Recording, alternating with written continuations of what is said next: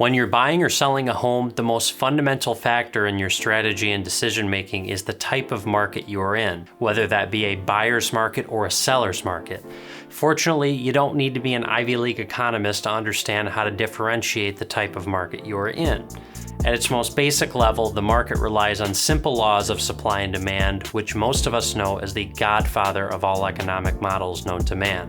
In this video, my goal is to try and break this down in a meaningful way and, as a real estate expert, educate you as to how each type of market should affect your behavior as a buyer or seller in the real estate marketplace. Let's get into it.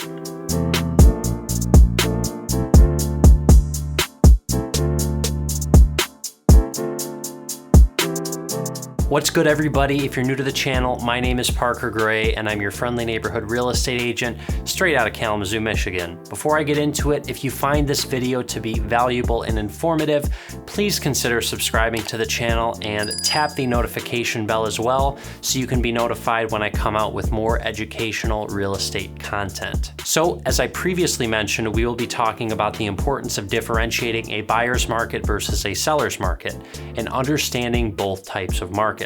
Just to cover our bases and get the textbook definition out of the way, according to our friends over at Investopedia.com, a buyer's market is a situation in which supply exceeds demand, giving purchasers an advantage over sellers in price negotiations. By contrast, a seller's market is a situation in which demand exceeds supply.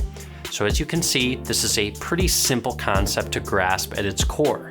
If there are more buyers than there are sellers in a given real estate market, buyers will be competing for a limited amount of homes for sale, thereby making it a seller's market. If, however, there are more sellers than buyers at a given time, buyers will face limited competition, making it a buyer's market. Now, if you're an inquisitive person like me, you might be wondering about all of the macroeconomic factors and other conditions that influence the type of real estate market that exists at a given time. However, those things aren't really a necessity to understand how to be a well-informed home buyer or seller, and could be rather confusing to throw all that into the mix. So we're gonna forgo that for now, but I'd certainly encourage you to do more research on that front as you see fit if you want to learn more, and do let me know down in the comments if you'd like to see a video on that in the future. Now, while it's good to understand the principles of a buyer's market and a seller's market, what's far more important to really understand is how the type of market affects intelligent buying and selling behavior. And really, it all comes down to control. What I mean by that is that in order to effectively sell or buy in a real estate market, you must know which party holds the negotiating power and either concede or grab hold of that power where necessary to get the results that you're looking for. This manifests itself in many, many different ways in real estate. Let's look at a seller's market where sellers hold most of the negotiating power.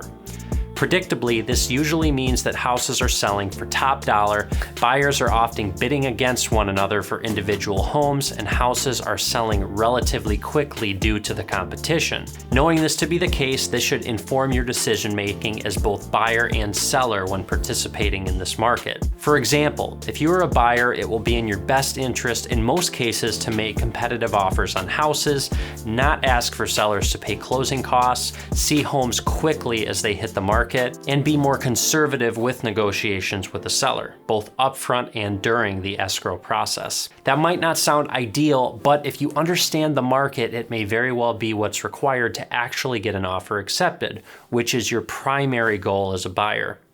As a seller, you'll usually want to be pretty rigid in your negotiations, less flexible on pricing, and less apt to dole out concessions, since taking advantage of that leverage will positively affect your financial upside, which is your main goal as a seller. As you might have figured, a buyer's market is much the opposite.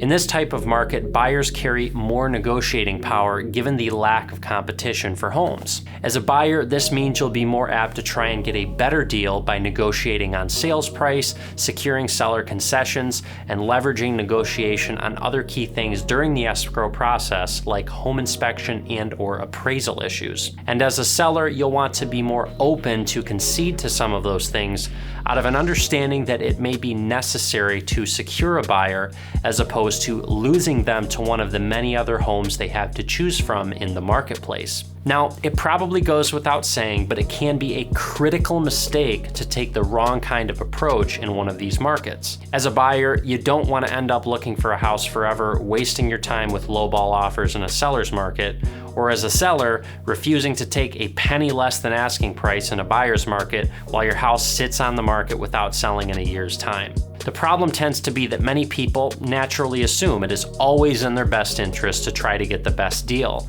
But the reality is that you should always be aiming to give yourself the best chance to get the result that you're looking for first by accounting for current market conditions and worrying about getting a good deal secondarily. You might be wondering then, how the heck do I figure out what kind of market I am in?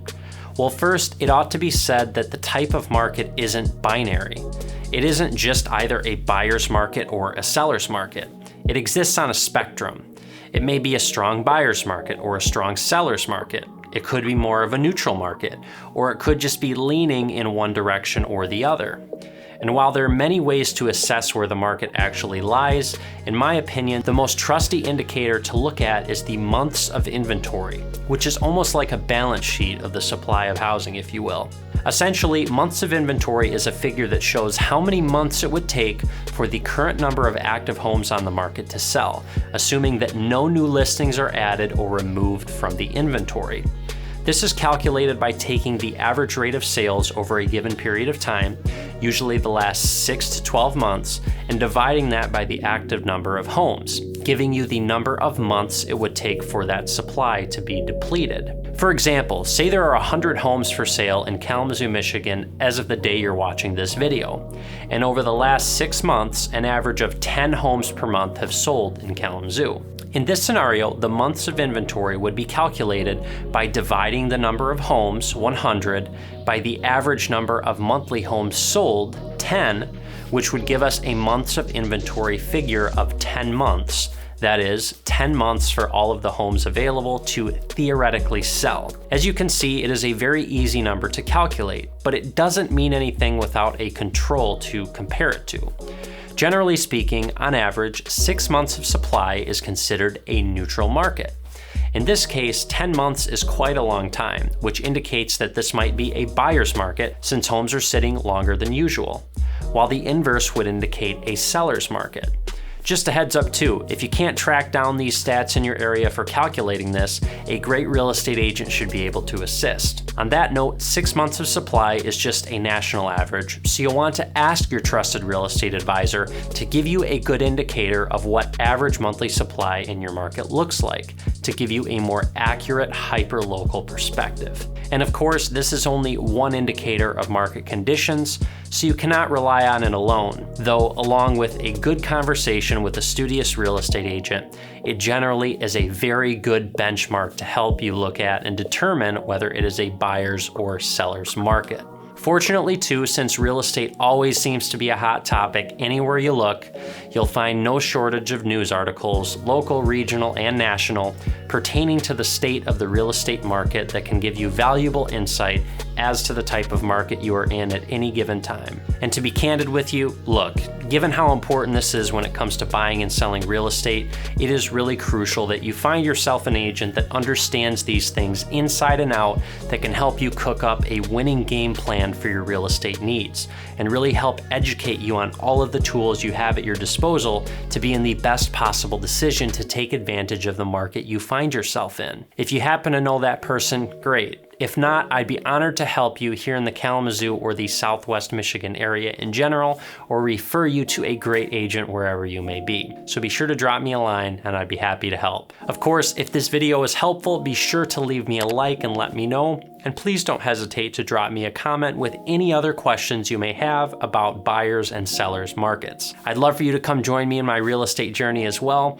So follow me over on social media and I'd absolutely love to make a connection with you all there. And be sure to consider checking out some of my other videos if you want to learn more. Parker's checking out, and I'll catch you next time.